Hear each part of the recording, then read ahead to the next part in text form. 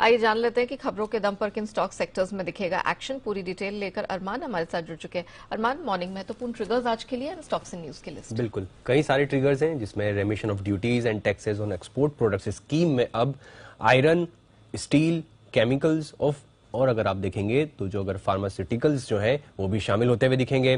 Credit rating agencies के standard classification जो है वो आज से लागू होते हुए दिखेंगे। पीवीआर आइनॉक्स लीजर मर्जर पर भी ध्यान रखना होगा जिसमें एनसीएलटी अंतिम फैसला लेगी। ई क्लर्क सर्विसेज जिसमें बायबैक के फाइनल टर्म और कंडीशंस पर बोर्ड बैठक पे विचार किया जाएगा।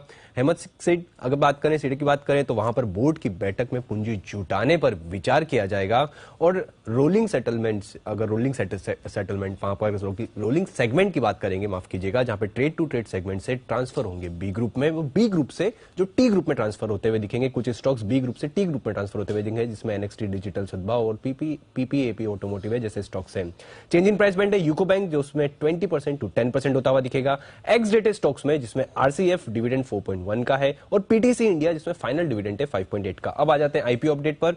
सूला विनयार्ड की बात करें जो आईपीओ जो बंद होता हुआ दिखा है, जिसमें सब्सक्रिप्शन अगर आप देखेंगे ओवरऑल 2.3 टाइम्स बढ़ता हुआ दिखा है, जिसमें रिटेल का हिस्सा 1.7 टाइम्स और एनआईए लगभग 1.5 और क्यूआईबी का लगभग 4 गुना जो है बढ़ता हुआ दिखा है। एबेंस होल्डिंग यहां पर अभी तक सुस्त रिस्पॉन्स होता हुआ दिखा है। आज उनका आखिरी दिन है, डे 4 है आज। कल तक की बात करें तो उनको टोटल 46% मिला है, हालांकि रिटेल का हिस्सा 32% है और एनआईए 17% बढ़ते हुए दिखे हैं। लैंडमार्क कार्ड्स की बात करें डे 2 तक अगर टोटल सब्सक्रिप्शन उनको लगभग 40% के आसपास मिलता हुआ दिखा है, एनआईए 84% और रिटेल का हिस्सा 36% बढ़ता हुआ दिखा है। अब आ जाते हैं खबरों पर। खबरों में सबसे महत्वपूर्ण आईआरसीटीसी पर आपको ध्यान रखना होगा जिसमें सरकार आईआरसीटीसी में ओएफएस के जरिए लगभग 5% जो है अपनी हिस्सेदारी बेच सकती है। फ्लोर प्राइस 680 का रखा गया है जो कि अगर आप मौजूदा भाव देखेंगे वहां से लगभग 7.5% डिस्काउंट पर है। आज नॉन रिटेल इन्वेस्टर्स के लिए लगभग 2.5% हिस्सेदारी बेचेंगे और कल अगर आप देखेंगे तो रिटेल और नॉन रिटेल इन्वेस्टर्स के लिए एडिशनल जो है 2.5% हिस्सेदारी कंपनी जो है बेच सकती है। और सरकार की अभी मैं आपको बता दूं कि मौजूदा होल्डिंग जो है 67.4% है।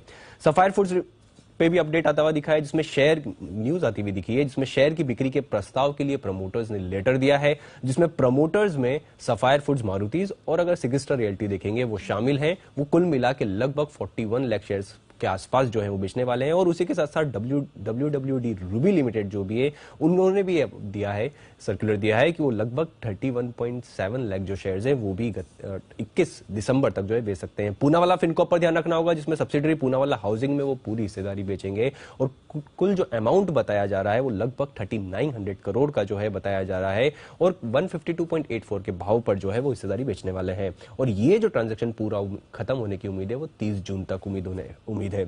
महिंद्रा सीआई ऑटोमोटिव पर ध्यान रखिएगा जिसमें कंपनी अपनी जर्मन यूनिट को बेचेगी और बोर्ड ने खरीदार ढूंढने के लिए प्रक्रिया जो है शुरू कर दी है। उसी के साथ साथ कंपनी का जो है नाम बदलकर अब सीआईए ऑटोमोटिव इंडिया भी होगा।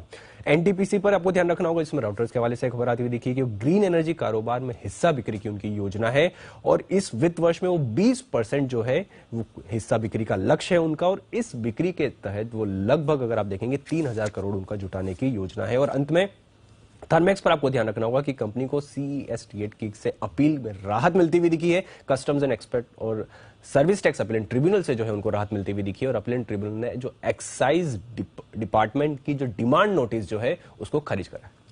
चलिए, शुक्रिया अरमान, वो पूरी डिटेल्स दर्शकों के सामने रखने